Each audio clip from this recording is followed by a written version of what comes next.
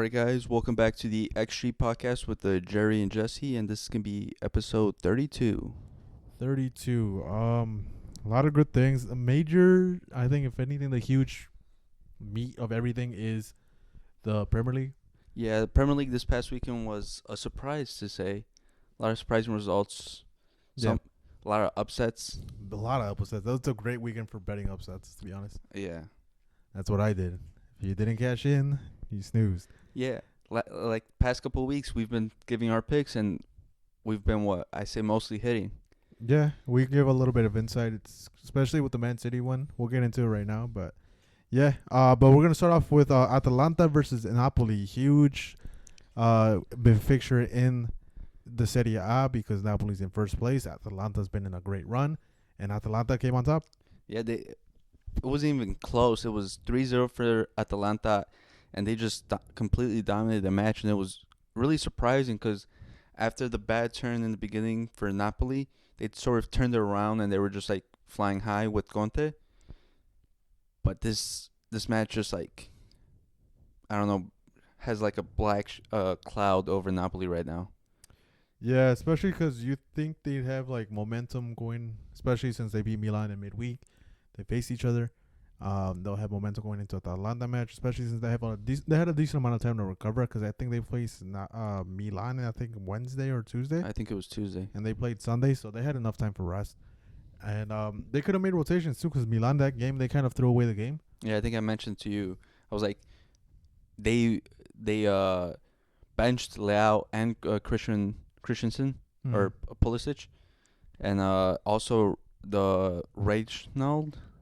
Yeah. He also didn't start, so I'm like, this is an easy win for Napoli. Yeah, and they did. They struggled a little bit because I made a parlay for Napoli to win and to score, the match to have over 4 goals over 3 goals, and both teams to score. But yeah, Milan was kind of inexistent, and it's very concerning for Leao right now. Yeah, He came on in the second half. He doesn't look good. Either he does not comfortable or he's not about into the system with a new coach. But yeah, it's not good. I've seen a lot of reports that there's like a disconnect between him and the coach. That he's been having a bad run of form actually, Yeah. and it's basically transitioned over to being Pulisic's team, and there might be a way for him to leave in January or possibly summer. Mm-hmm. The way it's looking. Yeah.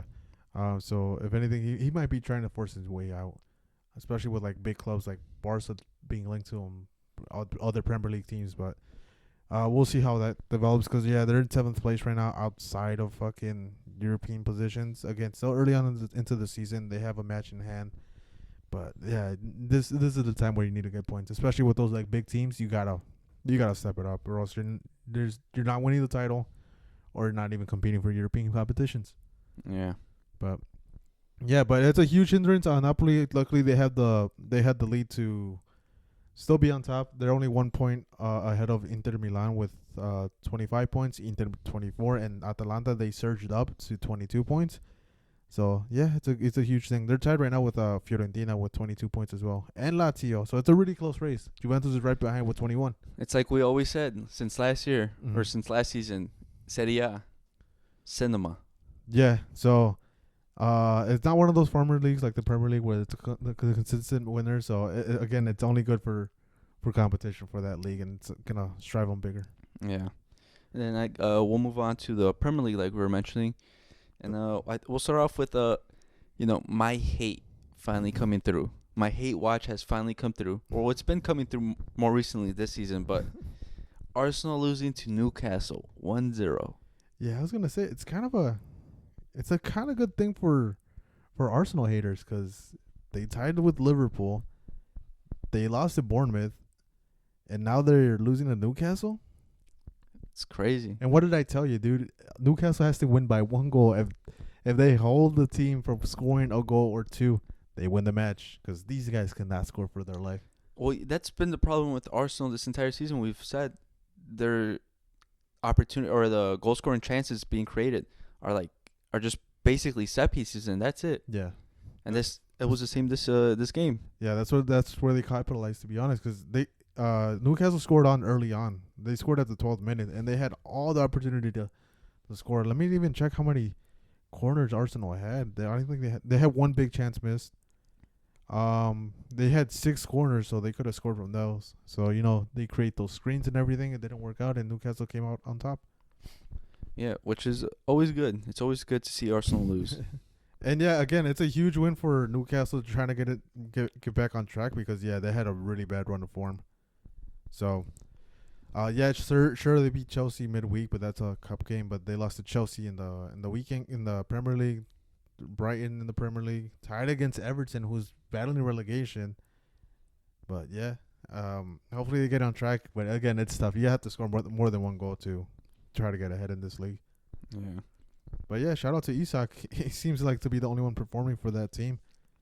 Well, Gordon actually was doing really well because he was creating both offensively, and then he was tracking back really well, and he was just a menace on the right wing. Yeah, I see right here he has an 8.0 rating.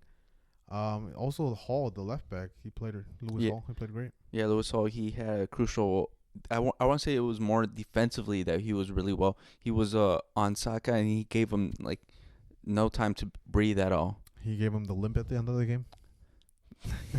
We all saw that. But yeah, hopefully these two guys, Gordon and Lewis Hall, keep developing. Hopefully English media hype doesn't get to him and fuck him up, because we see Foden, and that's the next thing we're gonna go into. Man City loses 2-1 to Bournemouth. Well, is it a really surprise? Bournemouth, big team. Yeah. I think they're in third in the table. No, that's Nottingham Forest. That's in third. Yeah, my bad. But no, Bournemouth, to be honest, they're looking like a giant killer. They're giving the big teams an issue this season. Yeah, they beat Arsenal. They beat Man City. They tied against Aston Villa. They narrowly lost to Chelsea 1-0. But yeah, they also beat West Ham. So, we know West Ham. Oh yeah, we know. Oh no, they lost to West Ham. But yeah, they tied against Newcastle. But yeah, it's a team that's has a great what would you say, a homestand? Yeah, they have a great home. When you go and play against them at home, it's very tough to get a win. Mm-hmm. And I think it's gonna keep being like that, especially throughout the season, and they're gonna need to stay like that to, maintain the position that they're at currently. Yeah, right now they're currently in 10th, and like compared to last season, where did they end last season? Like fucking, I know they were battling relegation at one point. I think they were like bottom, close to bottom. I'm checking real quick. They're in 12th, so they finished with 48. But yeah, if you're Man City, these should be wins for you. Like last year they had these, but I was talking to Charlie, and he said they're missing Kevin De Bruyne. Like without Kevin De Bruyne, they ain't shit. But last year it was Foden. Like he was developing a lot, and this year I think his confidence has just shot up. I think the problem with Man City is, like last year we mentioned, players stepped up. Yeah. And I felt like the players that stepped up have regressed a lot, especially like Foden. He was player of the year last year. Mm-hmm. And the second half of the run, everyone was like finally saying, oh, he's finally hit the moment that he hit his potential, what everyone expected of him. And then he had the bad Euros, and I feel like that's carried on over to what it is now. Mm-hmm. And they have an injury crisis currently, and I feel like that's exposed him even more because they're relying on him even more to create chances. Like Erling Haaland, he's a great striker, but he doesn't create chances. Yeah, that's definitely true. He's off the ball, like with the ball, he's not that good. Let's be honest, he's a killer. He's a box player. He doesn't have to take multiple touches or even take people on. That's the thing. Do you think Man City has to try to get busy in the January transfer window to do something and try to solve this issue they're having? Well, I think that's a problem because remember they still have those charges looming over them, so they might not want to, go out there and spend money. Yeah, that's the biggest hiccup. Is like I'm pretty sure there's players out there in the market to solve that issue, but how do you want to add another charge to your 113 or whatever they have right now? Because I think that showed in how they did the market in the summer. Because they sold Julian Alvarez and they didn't sign anyone. They got Gundogan on free, but clearly it's a different team and he can't be everywhere. And plus, they sort of have him deputizing Rodri and playing in the CDM role. Mm-hmm. So it's not like he has the room to be able to go up there and create chances as well. Yeah, I think that Rodri, he's out for the season, right? Yeah, ACL out for the season. So it's gonna be a long season for City. And on top of that, it might be the end of the era for City for now, especially with all those charges. I don't think Guardiola signs again. Yeah, This team might be in the mud for a good while. and plus the players that they've had that have looked good in the system, they're not really like shining anymore. Cause like Jack really don't hear about him anymore. Yeah. I think he barely gets any game time. Doku, he's really hit or miss, and then Savinho, he hasn't hit. He hasn't looked like last year's player with Girona. And on top of that, they have to rest them because they played them midweek and then the last weekend. So there's fatigue in that thing. Because in my opinion, Savinho should easily be starting that right wing spot the whole time or right middle over Foden. And Foden was playing that spot, and yeah, nothing. He doesn't produce anything at this point. Well, Pep, I think in an interview he says like, yeah, I only have like 13 fit players, Mm-hmm. and it's tough, but that's how soccer is. Yeah. You get unlucky with injuries sometimes, and you just have to make do and sort of figure it out. Because they've had like a famed academy, and he's trying to bring in these young players, but it doesn't look like it's hitting with these young players. No, they sold all their famed academy players now. They're Yeah. kind of in that position where I don't know, they're in limbo. It's weird too because I compared their situation to Newcastle from last season. Last season, Newcastle, great team, huge team, has the potential to possibly break the top four, even challenge the title. But the injuries started plaguing them, and you started seeing them slowly slip away from the title Mhm. race. And I think it might happen the same thing to City. Even though I have them as my Premier League winner, they're not convincing me at this point. I don't want to count them out. I'm not even close to counting them out because this is what's happened for like the past 2 years where they weren't in first place coming into like winter, and everyone's like, oh, is this the end of City? Mm-hmm. And then we always see them just turn another gear. Their players just hit another gear. Pep tweaks tactics, changes the formation, and they just start playing way better. And then they just end up with the title again. Yeah. And I never want to count out the players, especially with the names they have. Yeah. I feel like they'll still figure something out because even if they don't look good, they're still in second place. Yeah. They're still somehow in second place, but I don't know, man. It's pretty worrying. I hope the prediction's right. Man City wins the title for the sake of my prediction. But yeah, it's just looking hard with the schedule. Like right now, we're gonna get into it later. They have a tough schedule in the Champions League. They have the next match it's a really tough one, and we'll get into it. But yeah, we'll see how it goes for them. Liverpool, they'll come back against Brighton. Yeah, and this was a tough match. There was a lot of teams this week that had to face each other back to back. Yeah, it was kind of funny. It was fun because you see how tactics get modified and everything. And Brighton started off pretty well. Liverpool couldn't really do anything. Brighton had a lot of chances. They got the goal, but they could have scored more, but they didn't. Yeah, and then after they did score, they sort of I don't want to say they fell back, but they relaxed a bit, Mhm. and that allowed Liverpool to get back into the game, and that's where they scored the 2 goals and ended up winning. Yeah, dude, Salah's finish was insane. So, if you haven't seen the goal, that man just touched left. Like, again, why are you giving up your left side? You know he's extremely left-footed. I don't know, but I gotta say Liverpool, I think they gotta give him that new contract pretty soon, Yeah. because I still think they're over reliant on him Mm-hmm. offensively, and I don't see anything changing with the other players. Yeah. But it's like, are you going to pay more? Because he's going to want more money. Are you going to want to give him more money? But where can you find a Mo Salah replacement in the market currently? Yeah, that's true.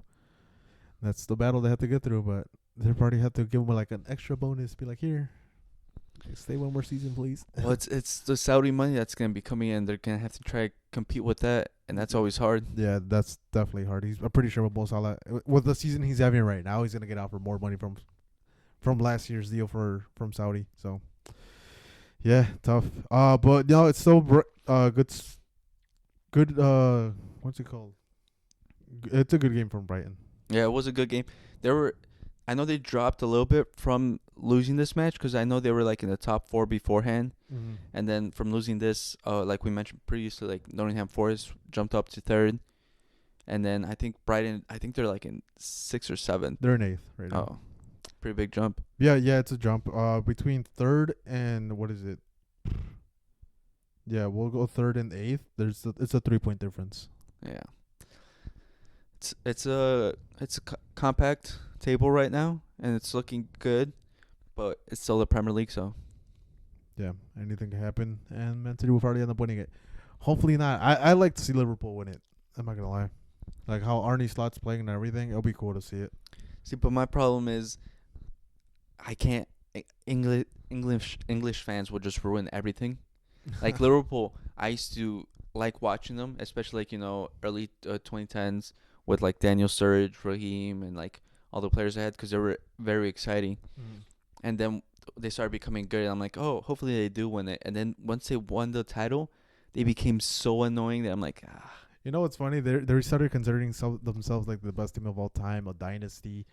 And And going back to back Premier League titles, they've only won once. they won one title and one Champions League. And I'm like, that's it. That's it. That was their greatest run in history. And I'm like, that's your greatest run? That's crazy. Like you gotta, if you want to compare, because they started talking shit to Real Madrid, Barcelona. Like Real Madrid won back to back trebles. Well, not trebles. Like Champions League titles in 3 years in a row, and like 2 separate occasions in the same decade. While Barca was winning back to back leagues, and we diminished that shit. Like we treated La Liga like if it was nothing. Because I remember they won La Liga and the Copa del Rey, and everyone was disappointed. Like, oh fuck, we won that shit. That's it. We didn't win the Champions League, but it's fucking hard. And Liverpool's over here celebrating one title like they won it 7 times in a row. Jerry, it's like I mentioned previously. In big clubs, we're just different. Yeah. They try to gas themselves up, but they don't understand what it's really like. Exactly. I was like, bro, I was over here fucking sad that we only had La Liga. When we're over here, I'm like, after like the whole the financial crisis, I'm like, oh please let me get La Liga again. And then I guess we'll go to the next one is Spurs Aston Villa 4-1. A big match. Big match, especially for Tottenham. Again, they're just inconsistent.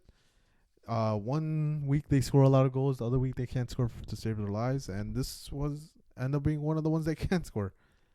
Well, it's a problem that we've always mentioned with Spurs, or the recurring problem that they have is they concede a lot, or they always concede, and I think it's probably the system and also the players. Yeah. And this one was also looking shaky because Van der Ven was out with injury, so Dragusin was stepping in. Yeah. And even the first half, they were going into halftime, they were 1-0 down, and in the second half they just exploded. Mm-hmm. And I think it all started off with Son's assist to Brendan Johnson, which then he immediately got subbed out because of injury, which is sad, but Yeah, that and people are speculating that his son was mad just for the substitution, but on top of that, like you just gotta be cautious at this point. There's again, he's coming back from injury. You don't want him to get re-injured. More matches. Yeah. So he could be mad all he wants. Is like, dude, if at the end of the day, I'm looking out after you. Well, it's like we say, it's a long season. Yeah. I'd rather have him for longer periods of time than just risk him for this one match. Yeah, when you're already fucking winning. But honestly, this match could have gone anywhere. They both had a high amount of shots. Tottenham with 16, Aston Villa with 12.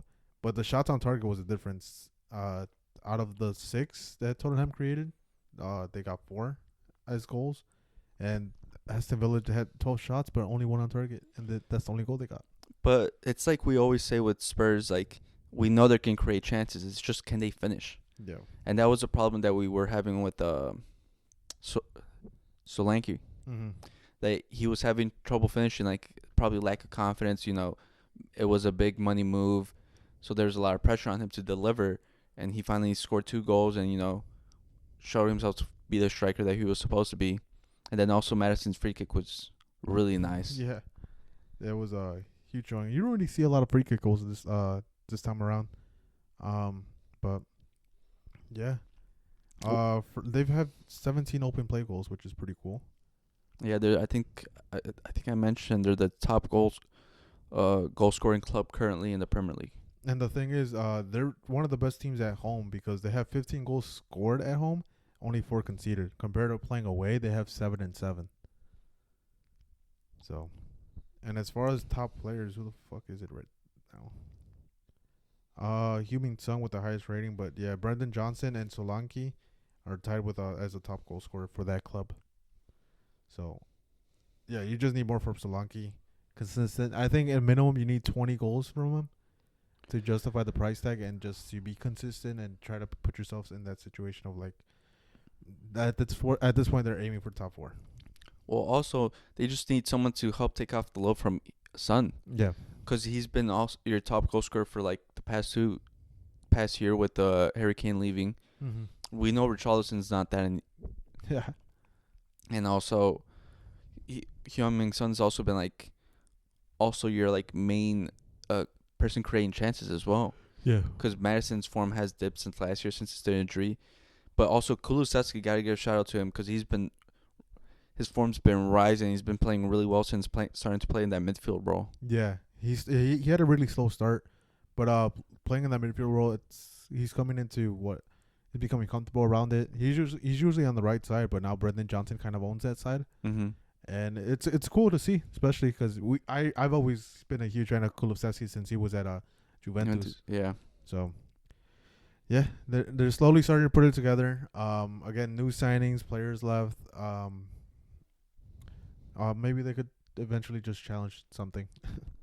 Hot take right now. Spurs finish above Arsenal. I hope so. I do have them finishing outside the top four. Well, Arsenal. yeah, we did predict that earlier, but I want to reinforce that since people might think we might change with the current standings, but no. And I hope they saw the Man City versus Spurs game out midweek because we predicted that Spurs were gonna win and they fucking won. We were right. We told everyone they have a good record against Spurs. It's sort of like their boogie team, and it happened. Tired legs, everything. They had to make rotations. Pep looks like he was having fun. He didn't really care that he got eliminated, but yeah. I mean, I think he was happy that they got eliminated because less matches. Yeah, less matches. But yeah, again, it's just a title that Spurs can contend for. Get that thing out of their way that they don't have a trophy cabinet. It's something, dude. They got to fight something. Yeah, they really do. And our next match was Man U versus Chelsea, which was kind of the highlight of this week. It's supposed to be, it's a big money grab match. Yeah, I saw a lot of Chelsea fans were talking a lot of shit. They were all saying that they were going to do what Spurs did to Man U, that they were going to 4-0 them, 5-1. I saw a lot of people saying that Cole Palmer was going to get another 4 goals. Mm-hmm. That man disappeared. He did. I wonder if it got too cold for him. The only highlight I seen from him was the nutmeg. Yeah, and that was it. That was it. But it was a very highly contested match, and I'm very surprised.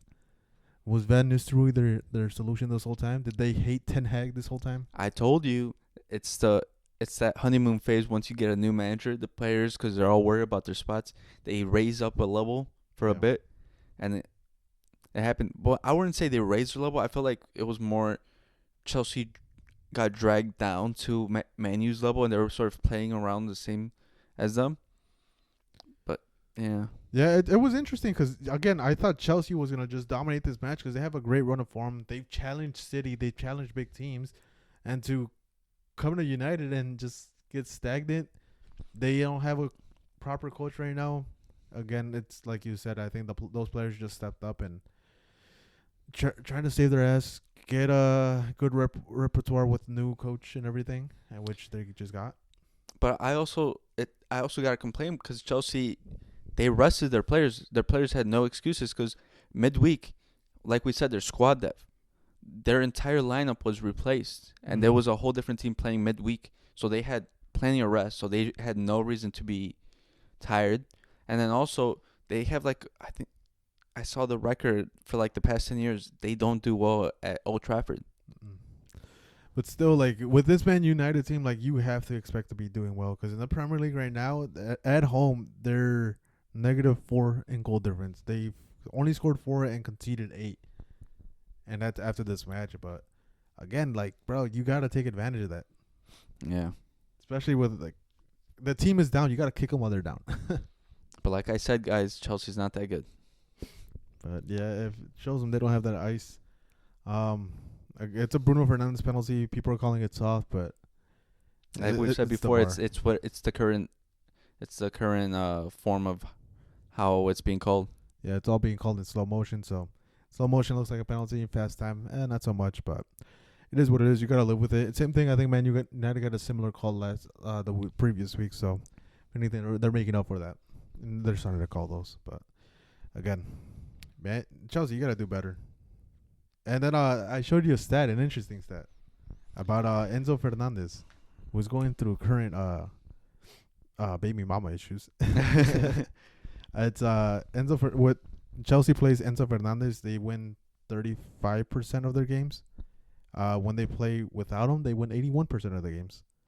And I think Maresca's found the midfield that he likes because he prefers playing Latvia and Moises Caicedo next to each other, and I think they play well. Yeah, they balance the midfield. Yeah, and I've always said I don't understand the hype of Enzo. I don't think he's that good. I still don't get it, and I also see the rumors linking him to Real Madrid, and I pray it doesn't happen. Yeah, the current rumor is that it's gonna be a player swap, Tchouaméni for Enzo and some cash on top. Yeah, And Real Madrid's paying that cash. Yeah, you guys are getting finessed. I'm like, I look at that, and I'm like, oh wow, what's happening? But still, that's still kind of interesting. What Chelsea would want Tchouaméni. Who's he gonna replace? Lavia, I'm assuming, because Caicedo you can't. He's pretty good. I don't know. They're gonna do with the France 3 CDMs. Yeah, it'll probably fucking work out in their favor. But yeah, it was a lackluster match in my opinion. Not too much going on. Again, Reece James played this game too. Yeah, he played left back. Which is interesting. We'll see how long that hamstring lasts for. He has a history of of injuries. That was Reece James' ghost. Yeah, he came in here. He started choking me. But yeah, he has a history of injuries. We'll see how long he lasts. Hopefully, he stays fit all season. But left back, he didn't do too bad apparently.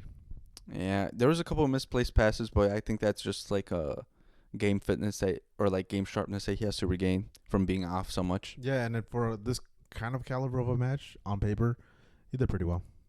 Yeah, but Yeah, it's take it with a grain of salt. But moving on to the Bundesliga, there was a huge matchup. The losing Dortmund. I called it.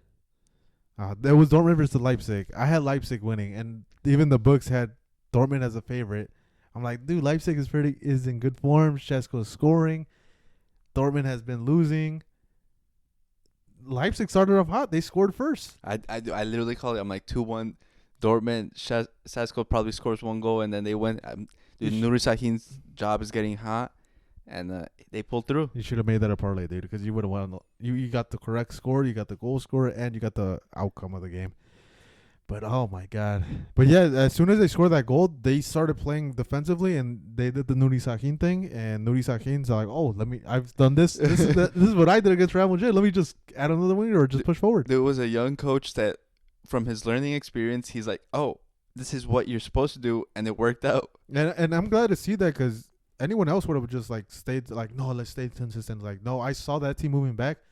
Push up, everyone fucking push up. I don't give a fuck if we concede another one. We're already losing. Yeah, and that's good because you want a manager that wants to win the game instead of just managing like the result. Yeah, that's a huge plus. And this game was on a Saturday too, so the lineup for Dortmund was pretty interesting. They played Gurasi, but on top of that, I think they made a sub. Oh my god, which side is this on? Nuri Sahin, Azil Campbell. They made a couple of changes, but oh my god, Gurasi. Well, there's also my parlay. the new kid, that's the new English kid, Giddens is. Yeah, that he's becoming the new prospect that everyone wants from Dortmund. And yeah, he played a great game. Again, once they started pushing him up, everything started falling towards their favor. And yeah, they got the result. They got the result, which is all that matters at the end of the day. Again, it's a new coach. There's gonna be what is it called, stumbling blocks and everything. But it would have been great for Leipzig to win, to challenge Bayern, because they would have been tied in points. Now Bayern's on top with 23. But I said, that Bayern team, the company, it doesn't move me. I feel like there's still fragilities there that I think will be exposed throughout the season. Yeah, definitely. But that's the only one standout match for the Bundesliga that we saw. La Liga, going into it, there was a couple games that were canceled due to flooding. Mm-hmm. There was a incident that happened at Southwest or South, I can't remember which direction, in Spain, and it kind of canceled a bunch of games. It was a bad natural incident, and yeah. Yeah, and Real Madrid benefited off this because they're facing Valencia at Mestalla. That game got canceled. And it would have been. I had that game in my calendar. I was gonna watch that game because I wanted to see Mestia's reaction to Vinny not winning the Ballon d'Or. Mm-hmm. Vinny has a history there, and I would just wanted to see how hostile it was. But they got a rest and a well needed one for the fucking Champions League. So Yeah. Well, I think it came at a good time for Real Madrid, especially, but for Valencia, it's also kind of disheartening because they're going through a tough time with the natural disaster, but also they're like in last place in La Liga, so they really needed a boost. And I think this would have been a great moment for them with like Real Madrid down. There's the whole Ballon d'Oro incident. Like this would have been the perfect time to go and steal some points against them, especially playing at home, trying to like emphasize the home fortress vibe yeah. that Mestalla is. And they got robbed of the opportunity, literally. But yeah, we're gonna have to see when they schedule the next game. Again, it's gonna be like right now. Real Madrid's probably benefiting off of it, but later on, whenever they do reschedule it, it's not gonna be so beneficial because it's gonna be like another like game within 3 days. Yeah, it's probably can be mixed into a jam-packed schedule at that point, but there's nothing we can do about it currently. Yeah, So yeah, and I just wonder when they're gonna fucking schedule it because I don't think it's gonna be easy with all the Champions League games going on because that shit goes on till January, I think. Yeah, it's until January, and then I think there's like a month off, and then it goes straight into knockouts. Because it goes into January, and then at the same time the Copa del Rey starts. And then we still gotta go to Saudi too for the Super Copa. So again, you benefit now, but later on it's not gonna be so great. And plus, currently Valencia are in bad form, but when that happens, they might start picking up form, and they might be looking like a completely different team. So it's always scary when that happens. Definitely, it gives them more time to prepare for the match because maybe they had tired legs too. But on top of that, they have less competition, so they're gonna probably refresh their legs, try to gain form. But yeah, those stuff for later, if anything. Yeah. I guess we'll go now into our predictions for this upcoming week, or the matches we think are probably the best or highlights. The first one being Lille versus Juventus. Who do you got? I don't. This one's tough. They're both 2 wins and 1 loss. So They're both, but the thing is, Lille's 2 wins are very impressive. Yeah. They've got against Real Madrid and Atletico. But Juventus, I really like Thiago Motta, the coach. The young squad's really impressing me. I think I'll give it to Juventus for this one. I got Lille winning 1-0 again. I think Juventus, they've had their big moment in the weekend. I think they'll do it. I have Lille just because, again, you said that they beat Real Madrid. A really tough team, very high attacking team. I think Juventus is in the same category as Real Madrid when it comes in terms to attacking. But Lille knows how to handle it, especially with going against youngsters. So I think they'll take advantage of that. Lille 1-0. I think Juventus still pulls it off. We'll see.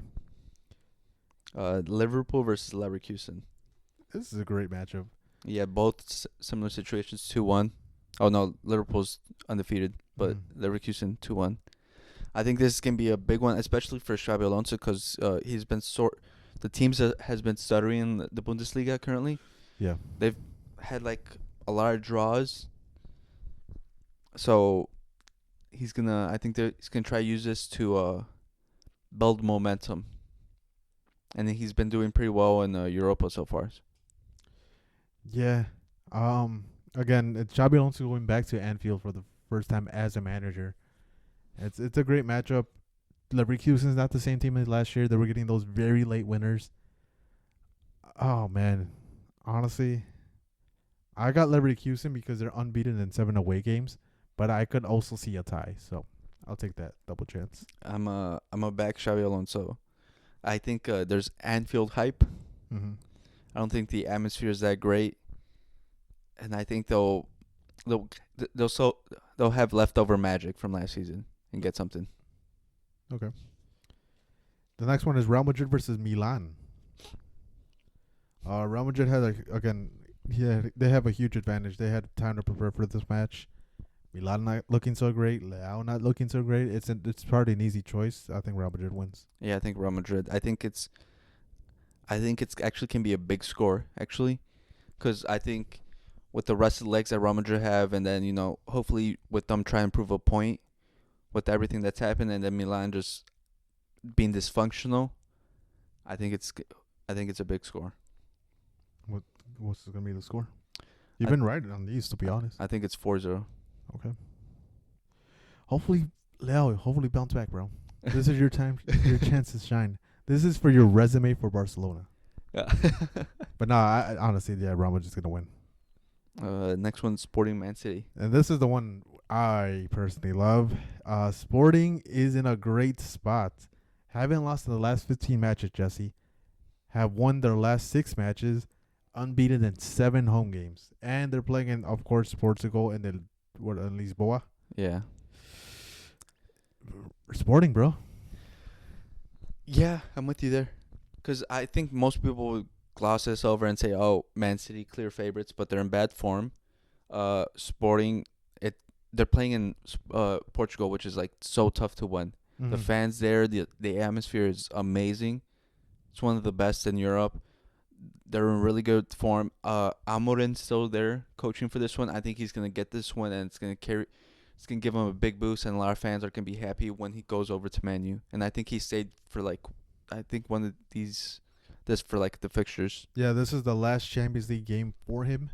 I think after the weekend, after his league game, that's his last game for Sporting. If anything, it's advanced scouting. We get to see what Man U can potentially be in the future. Yeah, I think Sporting, dude. And on top of that, they have one of the best strikers in the world, Gyökeres. Good, yeah, he's looking really good. He just scored 3 goals in 40 minutes. So we're gonna see how Man City handles that. Again, tired legs. Pep just said that he only has 13 fit players, so it's a game to watch. In my opinion, I'll probably have a double screen on or something because I'm watching this one and the Real Madrid one. Yeah, I think it's gonna be. I think depending on the odds, I think probably Man City's gonna be favorites. But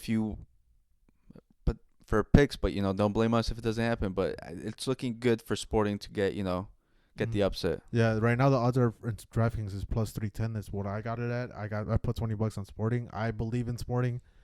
We'll see how it comes out. It's like an $84 payout, but it's a good line to have. Yeah. Again, Man City's not looking too great. Then we'll move over to Wednesday. To the Wednesday matches. Bayern Benfica, another one. Oh shit. Yep. Bayern Benfica again. Benfica's playing pretty well, especially in the Champions League too. Yeah. They're in 13th, 2 wins, 1 loss. Bayern, they gotta get back on track. They only have 1 win, but they're playing in Germany. That's the thing. Yeah, but I feel like I've mentioned this before.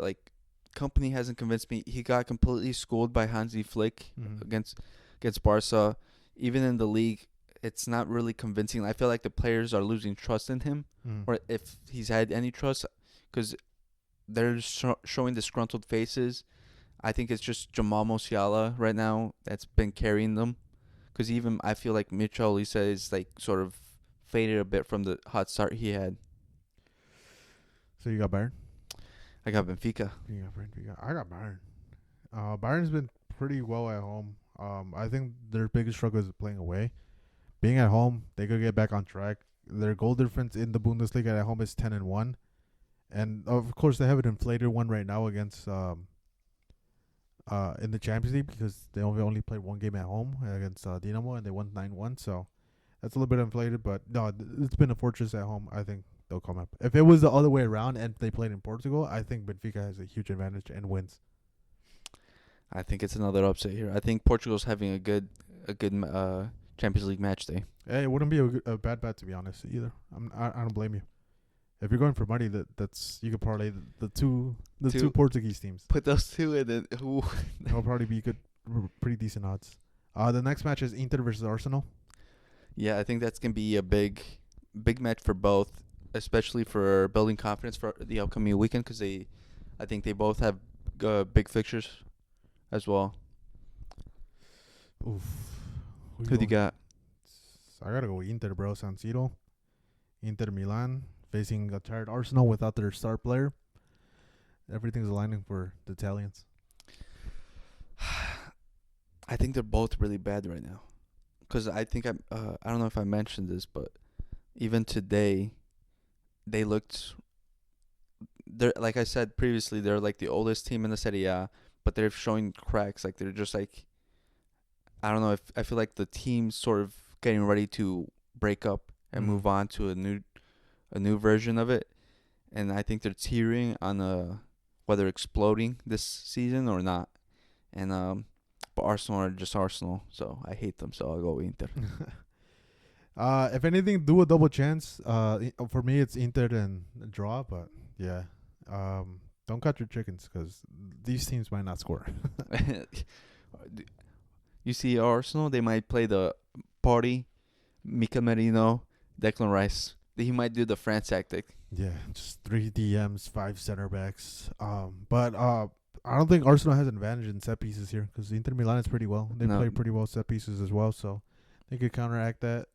So again, I think Arsenal. I don't think Arsenal scores. and plus also they can have Di Marco on Saka, and so he's one of the best left backs in the world. Underrated, bro. He doesn't get talked about enough, but yeah, he's amazing because once he covers him, he's gonna sprint all the way forward to try to get on the attack and probably score the goal. And then Saka, he might come back with his pad and limp this game. Yeah, I don't blame him. Next one is Atletico Madrid versus PSG. PSG is playing in the Parc des Princes. Ooh, This one's a fucking weird one. this one's a tough one because they're both in pretty bad form, Yeah, they're both really mid. and they both should be good. Because we both coming into the season, we both expected really good things from both of them. Mm-hmm. Because with the names on there, the talent that they've acquired, but they've just all been falling flat. But I'll give it to PSG just because I still think their midfielder's one of the best in the world. Yeah, I'm going PSG because right now Atletico Madrid has a lot of injury issues, especially in their back line. So Jimenez is suspended for one. Mm-hmm. Aspilicueta has a thigh injury. Llorente is injured. That's their right back. Lenormand is injured still from his from the head injury. So I'm just going PSG. And it's Luis Enrique, and Luis Enrique has a good record against them, and he plays well at home. Yeah, I think PSG wins. But again, it's a weird matchup. These two teams could be on and off. Yeah, literally, we could be wrong and Atletico show up that day, but they're just so It's hit or miss. with both of them. So it's kind of crazy that one. In my opinion, stay away from this one. It's hard to tell. On paper, it looks like an amazing match, but again, it's just a weird team. There might be no goals. There might be hella goals. We don't know. It's literally a crazy one. So you might want to watch it, but depending on the first 45 minutes, you will know if it's gonna be a boring match or not. Yeah, definitely. Last one is Stuttgart versus Atalanta. I think this is gonna be a blowout with the way Atalanta's looking. Stuttgart were looking really good in the beginning of the season, but they've sort of started falling a little bit recently. Who do you got? I got Atalanta. Yeah. Even though Stuttgart has a 18 unbeaten record at home, Atalanta, their fucking manager is just tactician master. He's on one, and the way the players are looking, Retegui and Lookman. It's a deadly duo. They're not gonna last in that team for long. But I don't know. Yeah, it's Atalanta. I don't even know what the line's at, but if you want to bet it because it's Easy money. It's definitely easy money in my opinion. Again, Stuttgart started falling off, and I've been watching their games since they beat Real Madrid. Yeah, they've been falling off. I think they lost, didn't they? Oh yeah, since they lost against Real Madrid. But if anything, that was the killer. Yeah. Then we'll go to Europa, which I think it's the only match that we think is gonna be good. Galatasaray versus Spurs, Oh yeah, and that's gonna be a tough one. yeah. Playing in Turkey, Osimhen. What could have been? They paid 80 million for Solanke. They could have paid that amount for Osimhen. Osimhen's gonna punish him. I don't even think it's just gonna be the whole atmosphere when they go and play against in Turkey with those fans. All those flares, all those banners. Nah, it's shocking. That's different gravy. Yeah. Spurs has never seen that before, so I think Spurs is gonna get rattled and they're gonna lose by a lot, by like 3-0. Osimhen hat trick. I think they do win, but I think it's a little bit closer. Yeah? Yeah. I think it's probably 2-1. I think one of the youngsters steps up and scores. Osimhen hat trick. Watch it. I'm gonna lock it in. And this weekend, we have a couple matches for this weekend. Again, not too many. First one being Brighton versus Man City. Yeah, I think it's just we need to see where Man City's at with the current form they're at, and then Brighton has always, like we said, they were in fourth previously, and then they dropped down to eighth, but it's still very close between all those teams. So this can be a big match for both. Yeah, Brighton can kick a horse kick a person while it's down, and this is their opportunity to do so. I have Brighton. I think Man City. Man City, really? I still think Man They're City. playing at Brighton too. I think, like I mentioned, we say Man City always looks bad, but they somehow still pull through, and then at the end they're just there. Yeah, And I think this can be another match where we're just like, oh, classic Man City. yeah. I don't know. I'm just taking advantage because again, Man City's gonna be heavily favored in these lines. So I see money, bro. I see money. I don't know. Liverpool versus Aston Villa. It's a good matchup. It's a good matchup. I think it's going to be very crucial for both because Liverpool are going to potentially want to extend their lead depending on the Brighton result against Man City. And also Aston Villa is going to try, get the points they lost last weekend. Yeah, they're gonna try to shoot back up, get into those top 4 positions. It's a very interesting match to be honest. Both are playing Champions League this week. I don't know, man. I think there's gonna be a lot of goals in this game. Tired legs on both sides. Who's gonna rotate? I think it's gonna be a tie. I think I got Aston Villa. Okay. I think I've mostly been upsets this week. Yeah, you've been picking a lot of upsets. If I get all these right and I don't do this poorly, I'm gonna be upset. You're gonna have to build it right after this. Stop playing the lottery. No. This is your lottery, dude. No, dude, I can't. It's an addiction. Do you have any other match for that Saturday? Espanyol Valencia. Oh yes, that one is a relegation battle. Yeah. Again, we mentioned the Valencia earlier. They're not in a great position, and then Espanyol just got thrashed by Barca in the derby. 17th versus 20th. This is going to determine a lot for the relegation battle at the end of the season. It's a crucial match. But I have Espanyol winning. I have Valencia. I have Espanyol.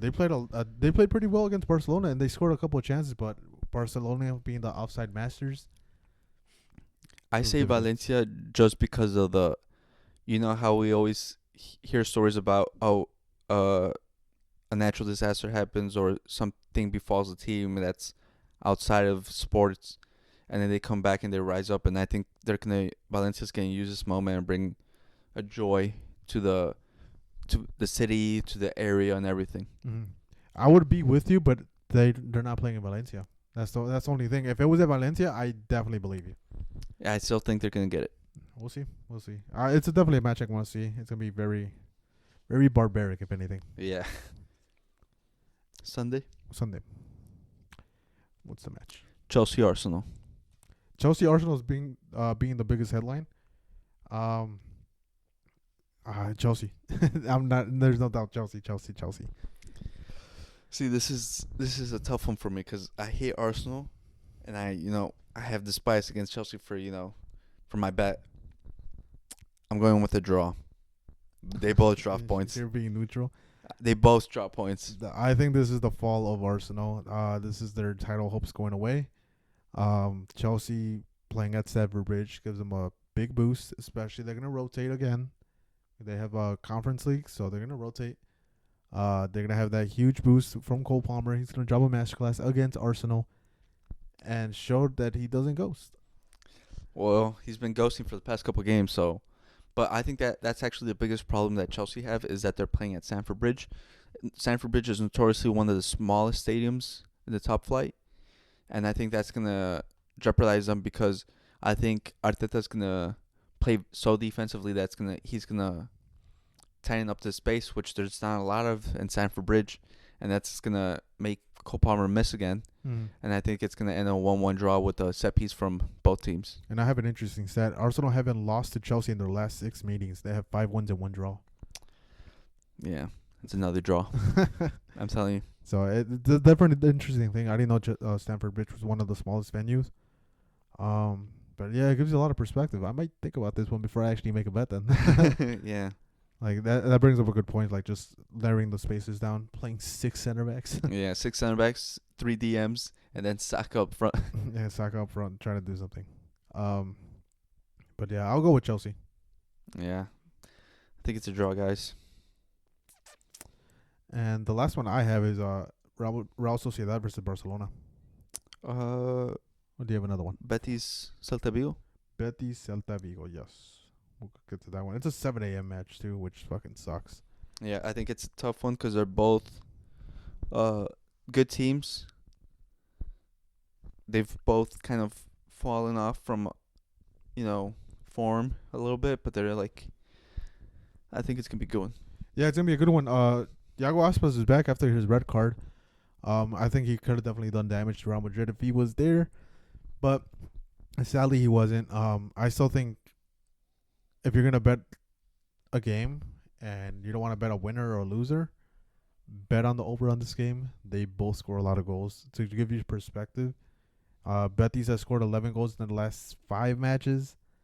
And Sociedad has scored 8 goals in the last 5 as well. So it's a high scoring game. And on top of that, the 5 matches Betis played, they played without Aspas for 2 games or 1 game. Mm-hmm. So it's a high scoring game. I think it's gonna be one of the most entertaining matches of the weekend. Yeah. Sadly, you have to get up early though. Yeah, that's gonna be a goal fest. Yeah, you have to get up early. It's 7 a.m. Central Standard Time game. But yeah, if anything, watch the highlights, catch it if you don't want to get up early. It's a must watch game. Mm. And then Sociedad Barca. Sociedad Barcelona, the most informed team of the world right now. Barcelona, scoring a lot of goals, and they have 19 goals in the last 5 matches. Sociedad not doing so well right now. Yeah, they've really been struggling, and it's kind of surprising because last year they were one of the better teams, and they you look at the team and you're like they should still be good, because over the summer they didn't really lose too much because they lost Mikel Merino, Lenormand. and Lenormand. So you're like, okay, they might have lost some defensive structure, but they should still be good going forward. But that's not been true. Hasn't been the case. And they've only scored 10 goals, conceded 10. So they're kind of even on goal difference. Their record right now is 4 wins, 3 draws, and 5 losses. Mm-hmm. But they're also the team with the most clean sheets. Yeah, but still, clean sheets can only get you so far. Yeah. They need the offensive kick, and I think Kubo's actually kind of fallen off from last year. So I think that's sort of alarming because it might just be too much pressure on him, and he might just need someone to help relieve it, or I don't know, something else might be it. Yeah, because it looks like if you just shut down Kubo, you shut down the whole offense. Because if you watch the Sociedad games, which I've seen a couple this season, it's a lot right side, and that's where Kubo plays. And they just feed him the ball. But if he doesn't create anything, they don't create anything. And I'm pretty sure Blake, he's very aware of this. He's going to overload that side, make Kubo beat 3 guys before he could get a cross off or a shot off. But yeah, but I think Barcelona wins by 4 goals. So the bet Barca, free win. But it's being played in Sociedad, right? In Basque. And Barcelona doesn't have a great record in there, but we recently beat the curse. We haven't beat them in 15 years when I think Enrique was there or Ernesto Valverde, but recently we started getting good results off that. I'll go with Barca loss, guys. We'll move on. Okay. And I think we're going to talk the biggest match of the weekend, or probably one of the, if not potentially the best, 1 versus 2 in Serie A, Napoli versus Inter. Oh, yeah, definitely one of the best. This is going to determine a lot. It's going to determine a lot for the title race, and just I think all of Italy is going to be watching this one and see what happens. And they're playing again in the San Siro. Yeah. Oh, man. I honestly don't know who the fuck to pick. If anything, Atalanta benefits off these if they both tie. I think everyone else benefits from this. Yeah. But I think this is a tough one because, like we said, Napoli's not in good form after their thrashing against Atalanta. Inter have not looked good the past 2 games. I think it's a very tough one to predict. I'm going Napoli just because Inter has the Champions League match. They got a fatigue. They don't have an easy match against Arsenal because they got to run around and beat that fucking quadruple man wall or whatever the fuck Arsenal wants to call themselves. But yeah, I have Napoli. They don't have any matches in between the week. I think they'll come up on top. I want to say Inter. And there's no solid reasoning. I just have a gut feeling Inter pulls a win through at the end. Yeah. It's definitely a good match though. And I love that it's on a Sunday. It's like the last match pretty much of the day. Yeah, it's gonna be a good one, guys. Yeah, definitely. Make sure to check it out. Get Paramount or any other means you want to watch it. It's a must watch. Yep. Anything else? I don't think so. We talked about the Tuchemani rumors, Almiron. Oh, the Man U. Oh, Man U's new coach. What do you think they'll look like? well, it's been announced. Well, he's been known to play a 3-4-3, so Mhm. Man U's can be transitioning over to a 3 in the back. So that's gonna see a couple players move away. Yeah. And I think what's gonna happen is the wing backs are actually gonna become part of the midfield. So it's kind of like a 5-back. Yeah. So I think Dalot actually might look better. What do you think he'll still play on the left side? I don't know. I think he might, because I think him and Maserati, they might just sometimes swap too. Mm-hmm. And I think they're both going to look really good because I think they both have the technical ability. But I think it's going to come down to how he elevates the strikers that they have, because he's gone from having like good strikers and Sporting right now, he has one of the best strikers in the world. So I think it's going to depend on that. But I think the biggest loser actually is going to be Bruno Fernandes, because like he plays with like two sort of inverted wingers right there. So I think Rashford's actually going to benefit because he's going to be closer to goal and give him like less time or time to think with the ball. So it might be good for him. But I like the two CM spots are basically going to be. I think it's going to be Ugarte and maybe Casemiro for like defensive purposes. So I think Bruno Fernandes is going to miss out on the spot. You think so? Yeah. Yeah, it's gonna be. I'm excited for the change. Man U hasn't had a proper coach. I thought Ten Hag was gonna be the solution when he got first appointed. Clearly wasn't. But again, I hope the fans don't kill this coach instantly. Give him time. Probably not gonna be the best start of the season. Again, this is not his team. He's inheriting a team. He's inheriting a bad team from Ten Hag because like the squad depth is not good, and also the players that are like left for a different system that was never implemented. Yeah. But also, I think fans shouldn't also overhype him. Mm. I think they should keep a neutral standpoint, because I've seen a couple of people like, oh, he's the next coming of Pep, because he was linked to being Pep's replacement. Like, you can't expect a man that's coming in November to be able to fix all your problems and like expect him to like I don't know, do miracles with that team. Yeah, at this point, you just gotta pray for. Again, you're not gonna win the Premier League this season. You gotta pray for top 4 at best. That's the best case scenario. If anything, Europa League. Yeah, I think just getting in the European competition and just being able to maintain a certain financial scrutiny that they won't, Premier League teams don't listen to, Yeah. but have an excuse. Because I think over the summer and maybe even January, because maybe the board will give them some money to bring in players to hopefully be able to like build the team in his image. But that's also the problem. Yeah, and it's very tough right now, especially with Man U. They don't have the most amount of money. They're going in transition of new ownership. We'll see what they're gonna do. Again, I don't think they're gonna be busy in January. Their best case scenario is going into the summer, maybe this season, elevate players like who knows Anthony if he comes back and try to get some money off of him. Yeah, man. I don't know Casemiro, make him look good and get money off of him and sell him. But there's gonna be a huge fire sale for Man U, and hopefully they can make him play him good and get money off the players they have and he doesn't want. But yeah, again, he doesn't have his team. Sporting, he did so well at Sporting because of the team he has, and he was able to attract players like Gyökeres, and they were able to scout him and bring him in. So is Gyökeres gonna join Man U just because they got their coach? Probably not. Yeah, because they just spent big money on two players, 2 different seasons. Xerxes this past summer, and then Højlund the past summer. So they're not going to buy a third striker. And on top of that, I don't think Gyökeres was going to want to join a team that's rebuilding, which is what's happening with Man U right now. And especially with the amount of interest that he's getting from around Europe, I think he has the pick of the litter right now. Yeah, and I think he's probably going to go to one of the top clubs, being Barcelona. Heard it here, bros. I would love him at Barca, to be honest. Who knows? Who knows where he goes? But yeah, he could go anywhere. We'll see. Cause did he work with Bruno before? Was he there with Bruno? No, I think because Bruno was like, I think they signed him with COVID, right? Yeah. Yeah, I think the Gyökeres got their. I want to say this is like his second or third season, so I think they just like missed out by like a year or 2. Yeah. So we'll see what he does. Possible Bruno Cell, maybe. Again, it's gonna be a whole shifting of the sides. Man U's gonna look different at the start of next season. Yeah.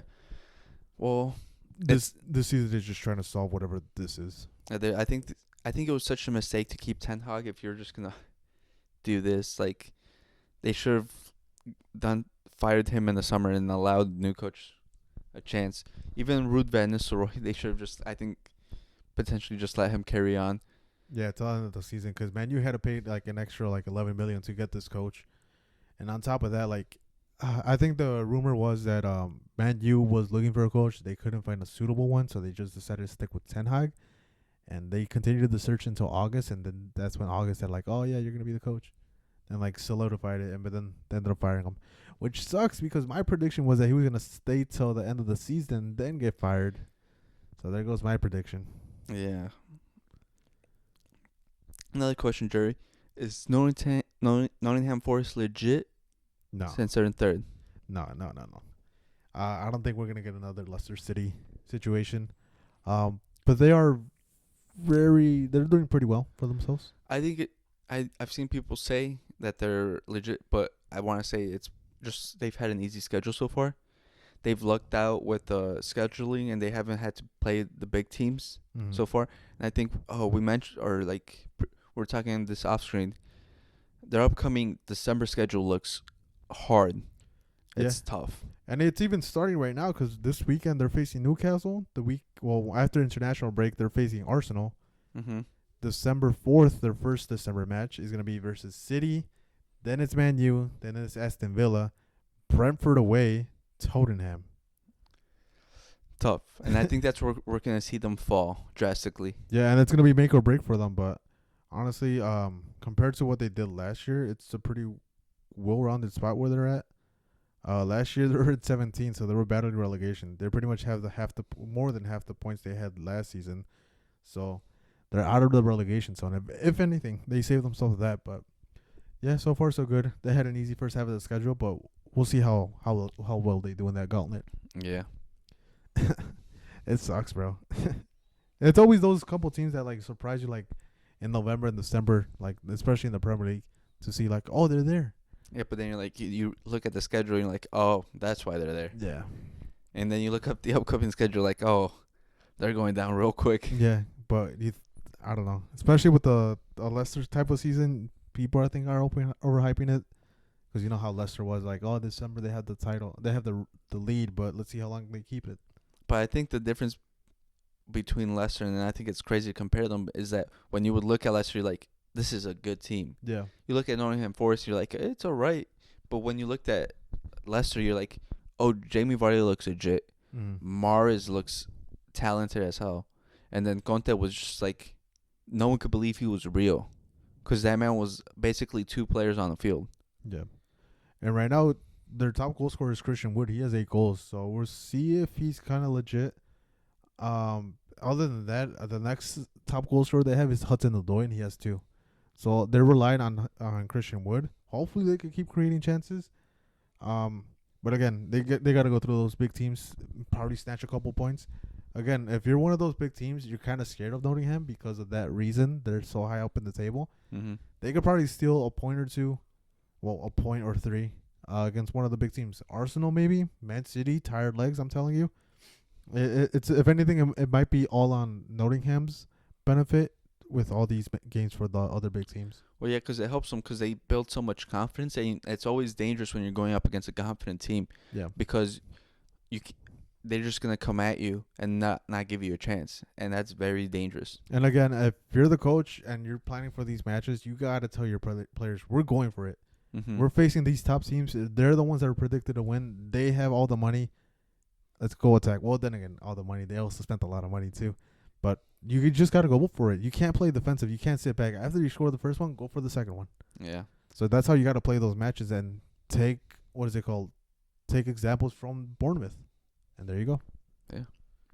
But yeah, anything could happen. Nottingham Forest, would they finish top 4? Probably not. No, but it's a good source for now. Maybe Conference League. If anything, they might aim for that. But yeah, it's just because there's a lot of teams outside. because they're taking Chelsea's spot, Arsenal's spot, Aston Villa's, Tottenham's, and even Brighton's. So they're in great company at the moment. Yeah. That's good. That's a good story. Yep, definitely. You have anything else? No, I think that's it for this. Yep. We're ramping up after the next weekend. It's gonna be international break for 2 weeks, so we have a couple videos lined up already. We're gonna do top 5 stadiums drafts and top 5 streets we'll remember players, and then if we come up with anything else, we'll let you guys know. But yeah, give us suggestions or anything. If you're even watching, press fucking Like, button. subscribe, put your notifications on. Send this to your fucking friends. Watch this fucking video. We're telling you right now. We've been giving you picks. Jesse's been getting the correct scores for like I think 6 out of the like 30 matches we did. Like, come on, guys. We're giving you free money here, and you guys are saying no, basically. Like, what's up? But if anything, they're probably watching the video too late. So if anything, it's on our part. Maybe because they have to hit the bell. They don't hit the bell, and that's why. Yeah. But yeah, make sure to like, subscribe, share this with a friend. Let us know any other video ideas and where's Nottingham finishing? Yeah, where are they finishing? Where's Arsenal finishing? Is my prediction gonna come true? Arsenal are gonna shit the bed. Chelsea are gonna shit the bed. Arsenal sucks. Nottingham- English fan sucks. All right, guys. Peace. Peace.